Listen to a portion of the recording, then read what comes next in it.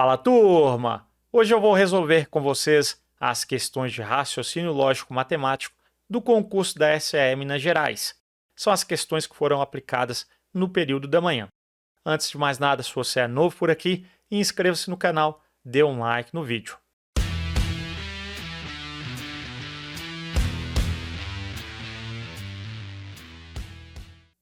Após a publicação do gabarito pela banca FGV, se tiver algum recurso, eu faço um novo vídeo e publico aqui no canal. Muito bem, vamos começar. Considere a proposição. Se é domingo, eu acordo às 9 horas. Essa proposição é logicamente equivalente a... Muito bem, turma, nós temos aqui uma proposição composta por uma condicional, conectivo utilizado, conectivo se. Então, o então está implícito na questão, não tem problema, nós sabemos que é uma condicional. A equivalência lógica de uma condicional utilizando uma outra condicional, nós fazemos utilizando a contrapositiva. Então, vamos fazer a equivalência de se P em então Q, de uma condicional em outra condicional. Usando a contrapositiva, nós fazemos o seguinte: o antecedente vira o consequente e vice-versa. Em seguida, a gente nega as duas. Então, trocamos de lugar o antecedente e o consequente e negamos as duas. Destacando as proposições simples envolvidas, nós vamos ter o seguinte: é domingo, eu vou chamar de P. Acordo às 9 horas, eu vou chamar de Q. Então, vai ficar se a negação de que, se eu não acordo às 9 horas, para fazer a negação só a gente acrescentar o não antes do verbo, né? Se não acordo às 9 horas, então, agora vamos fazer a negação de é domingo, vai ficar não é domingo. Se eu não acordo às 9 horas, não é domingo. É o mesmo que temos na alternativa C, de ciência exata. Os ângulos internos de um triângulo ABC são tais que o dobro da medida em graus do ângulo A é igual à soma das medidas em graus dos ângulos B e C. Portanto, o ângulo A mede. Muito bem, queridos, vamos representar aqui um triângulo. E o que está em questão é a soma dos ângulos internos. Então, nós temos que esse ângulo eu vou chamar de A, esse ângulo de B e esse ângulo aqui de C. Correto seria colocar o circunflexo ali, mas enfim, vai dar na mesma. Então, nós temos o seguinte: ele disse que o dobro da medida em graus do ângulo A é igual à soma das medidas em graus dos ângulos B e C. O dobro de A, então, se eu fizer 2 vezes A, isso é igual à soma. Então, se eu pegar o B e o C e somar, nós vamos ter 2 vezes o A. Concorda comigo? Nós sabemos que a soma dos ângulos internos de um triângulo é igual a 180 graus. Então, se eu somar A mais B mais C, nós vamos ter 180. Como eu sei que o B mais C fecha 2A, então nós podemos substituir, né? No lugar de B mais C, podemos colocar 2A. Então, A mais 2A é igual a 180. Agora, temos a equação apenas em função de A. A mais 2A, nós temos 3A, que é igual a 180. 3 está multiplicando, ele vai passar dividindo. Então, A é igual a 180 dividido por 3, que é igual a 60. E é isso mesmo que ele quer saber. Ele pergunta qual é a medida de A. Então, nós temos que o ângulo A mede 60 graus, alternativa B, de boa questão. Uma partícula se desloca sobre um plano cartesiano. Inicialmente, ela se encontra sobre o ponto de coordenadas 2 e 1 e se movimenta 4 unidades de comprimento no sentido positivo do eixo das abscissas, eixo x. Nós já podemos fazer os passos, né? Então, inicialmente, nós temos ali que ela se encontra no ponto 2 e 1. Sempre primeiro é o valor de x e depois o valor de y. Então, as coordenadas do ponto 2 e 1 é o nosso ponto inicial. Com o primeiro movimento, ele disse: se movimenta 4 unidades de comprimento no sentido positivo do eixo das abscissas.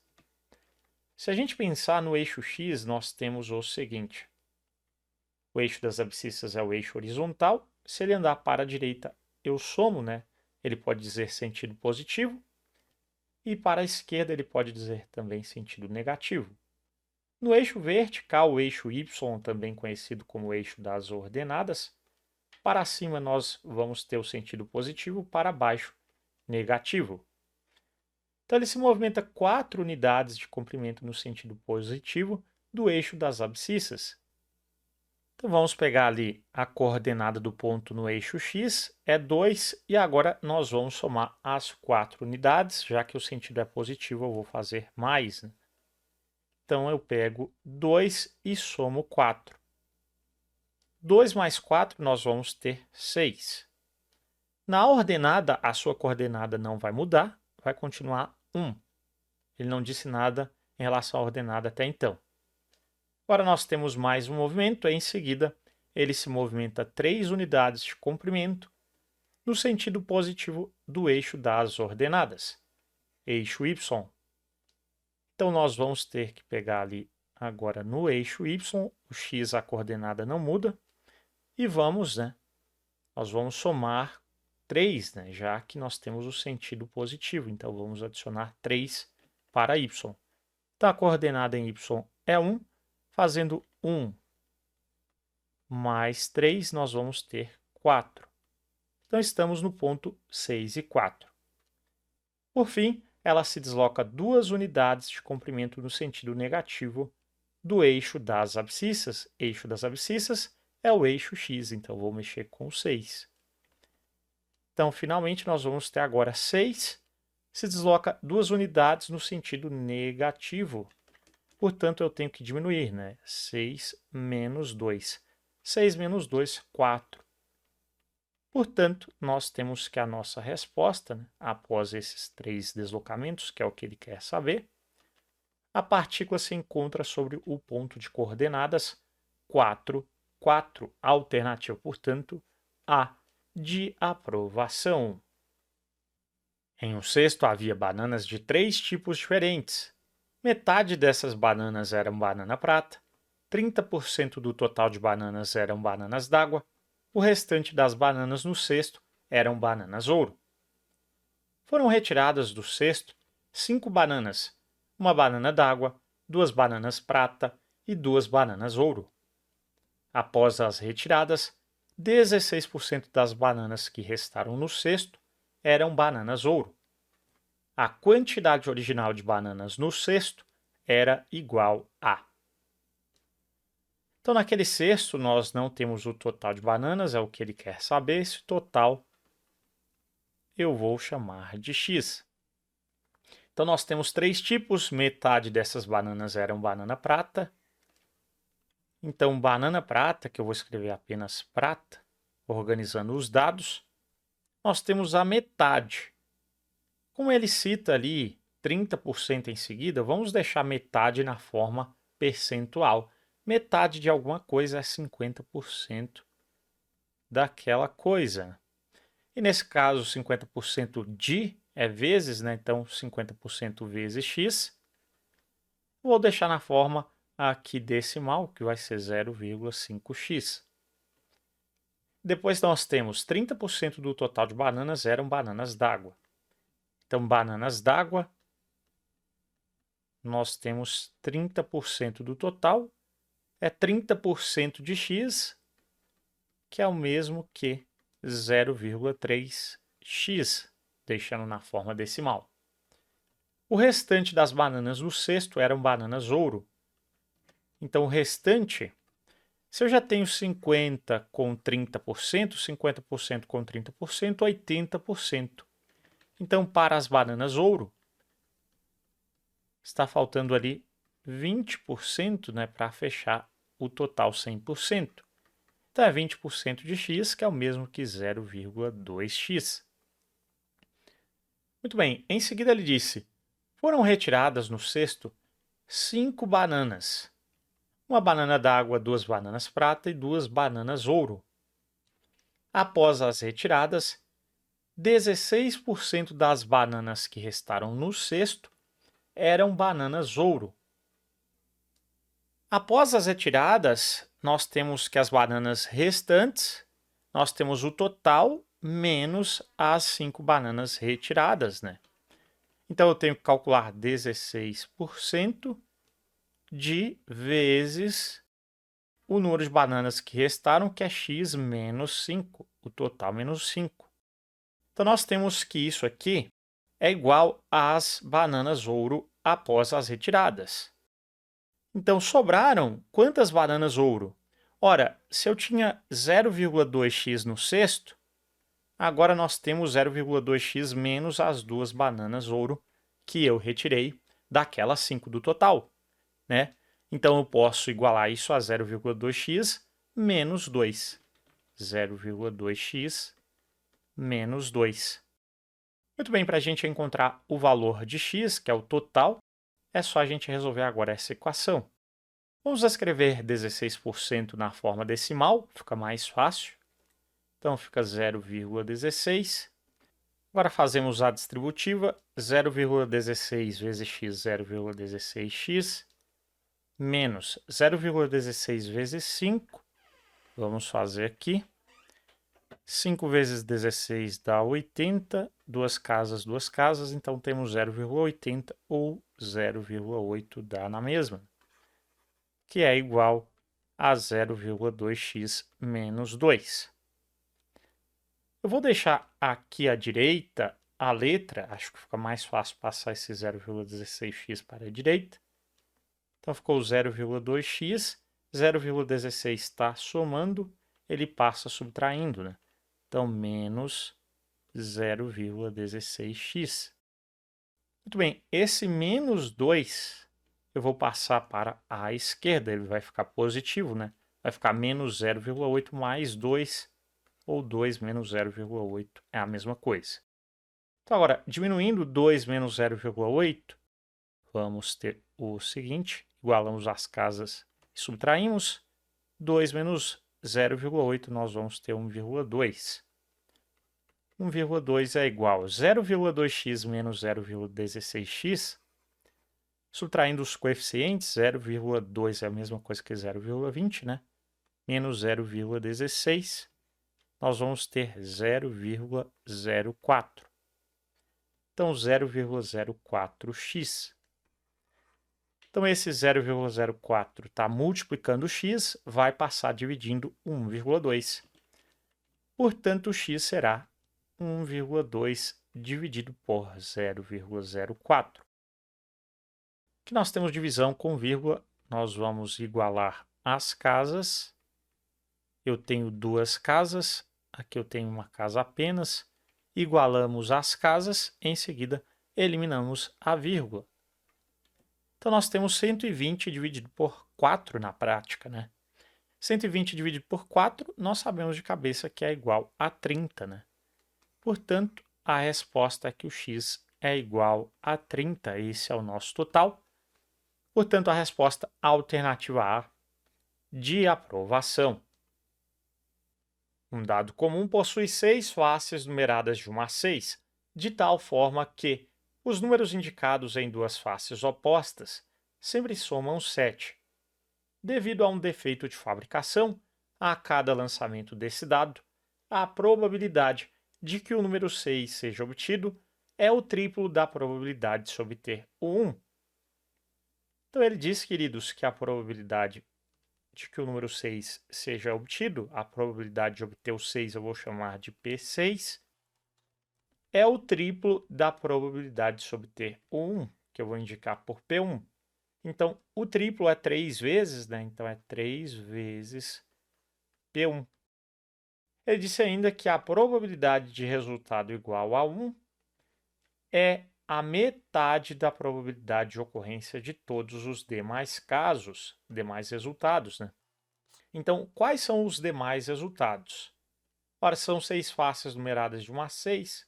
Eu tenho 1, 2, 3, 4, 5 e 6. Ele já citou no texto o 6 e o 1, desconsiderando o 6 e o 1 da nossa contagem. nós temos 2, 3, 4 e 5.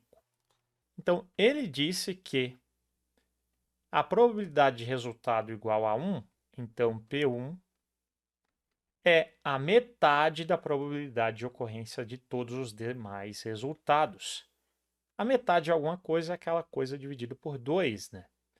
Então, a probabilidade de ocorrer 1 é a metade da probabilidade de ocorrer o 2, então é P2 sobre 2, que é a metade da probabilidade de obter o 3, é a metade de obter o 4, é a metade de obter o 5, né? Então, só para deixar claro aqui, eu vou colocar P2 sobre 2 até lá P5 sobre 2. E é claro, turma, se eu pegar P1 e igualar a P2 sobre 2, multiplicando o cruzado, nós vamos ter o seguinte, que a probabilidade de ocorrer o 2 é 2 vezes a probabilidade de se obter o 1. E o 3 é a mesma coisa, o 4 também, o 5 também. Eu posso até indicar isso aqui, né? Porque a gente vai ter a mesma relação, multiplicando cruzado, nós vamos ter sempre 2 vezes P1. Então, a probabilidade de obter o 3, o 4 e o 5 também é igual, né, a 2P1. Muito bem, turma. Agora vamos resolver a questão. Ele quer saber o seguinte, no lançamento desse dado, a probabilidade de se obter 6 como resultado é igual a... Ele quer saber qual é a probabilidade de se obter o 6. Como todas as probabilidades estão em função da ocorrência do 1, dá para a gente encontrar qual que é a probabilidade de ocorrer o 1 pelo evento certo. Concorda comigo? E em seguida, a gente substitui aqui P de 6 é igual a 3 vezes P de 1.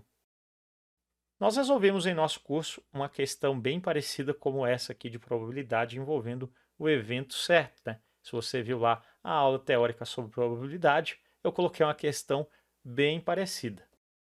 Enfim, então vamos lá, nós temos aqui a probabilidade de ocorrer o 1, mais a probabilidade de ocorrer o 2, de ocorrer o 3, o 4, o 5 e o 6.